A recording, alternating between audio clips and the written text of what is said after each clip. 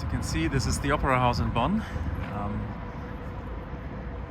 My opera is announced here. I have to zoom a little. Perhaps they use a bigger font when I'm dead.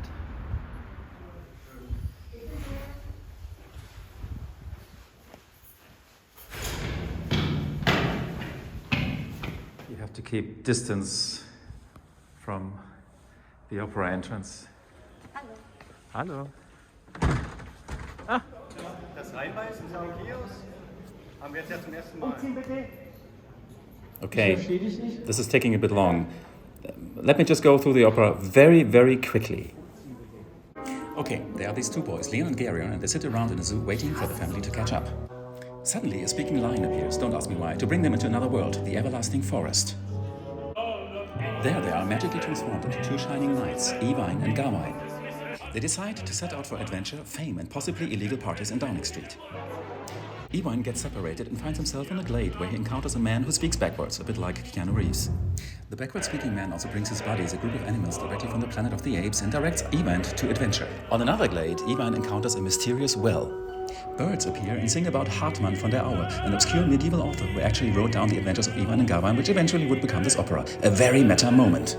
Iwein makes the mistake of drinking from the well. A thunderstorm is the punishment. And the angry owner of the well appears, fittingly called the Lord of the Well, not to be confused with the Lord of the Rings or the Lord of Well-Being. They fight, but it's only a flesh wound. Iwein is thrown into a prison while weird ladies with creepy masks mock him. But suddenly a really beautiful girl, Laudine, appears and sings him the song she has prepared for the Eurovision Song Contest. His heart skips a beat and actually manifests itself as another beautiful girl equipped with a tambourine. Laudine frees him and they have a very deep conversation. They connect by WhatsApp and by exchanging their hearts, as Laudine also had one to spare. Meanwhile, at the court of King Arthur, Gawain, who has been drinking and cajoling all the time, misses Iwein because he wants to show off his many adventures. Even though Laudine's heart desperately tries to convince him otherwise, Iwein gets lured into Gawain's scheme. They set off for another round of adventure. Laudine is not amused. Her aria is one of the highlights in an opera which otherwise seriously lacks coconuts and the Knights of Ni.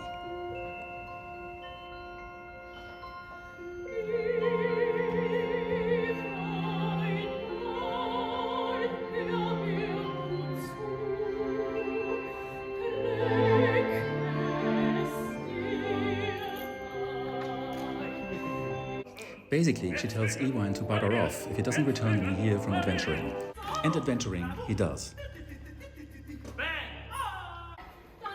But suddenly a mysterious woman appears and screams, "Checkmate!" Her reasons for doing this are yet unknown. The checker girl introduces herself as Lunete, a friend of Laudine. She is cleverer than all the knights at King Arthur's court and would make a good prime minister if there's need. And there is.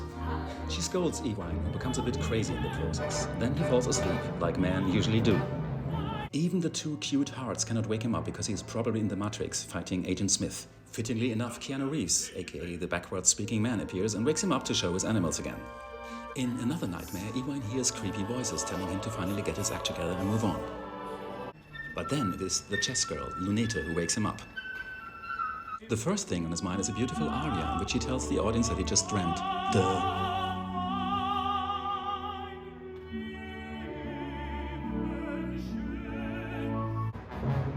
Gawain and the others are meanwhile traversing the never-ending forest. And it's time for another immensely moving orchestral interlude.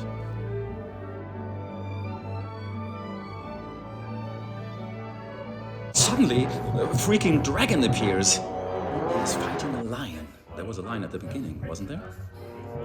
Iwein kills the dragon, who dies considerably faster than in Siegfried.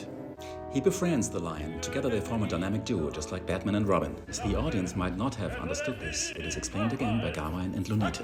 They tell us of a giant who terrorizes a village full of sad European Unionists.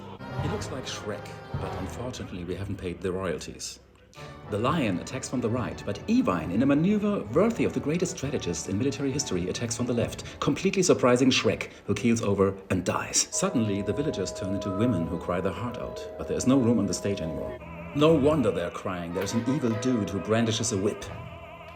And he also likes to party hard, which makes it surprising that Prince Andrew doesn't make an appearance. The evil dude turns out to be some kind of double-faced mutant. One side is good, the other bad. The dynamic duo manages to kill him off anyway. The women are very thankful for not getting whipped anymore. Iwein goes back to Keanu Reeves' Glade and meets Gawain. First they fight, then they bond, just like in real life. Not being the brightest bulb in the forest, he drinks yet again from the well, so another thunderstorm is punishing him. A mysterious red knight with an unusually high voice appears and tells him that a horrible fate awaits him. Iwein holds the knight's hand in an act of manly love. Or is it? The knight begins to sing.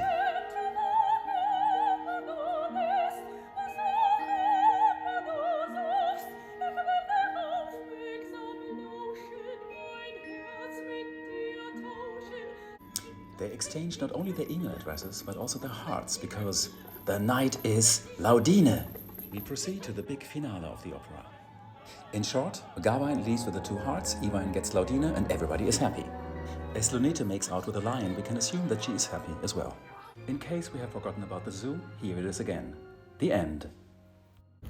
Insert applause here. How do you like my music? Attacca! Oha! Zack! Boom!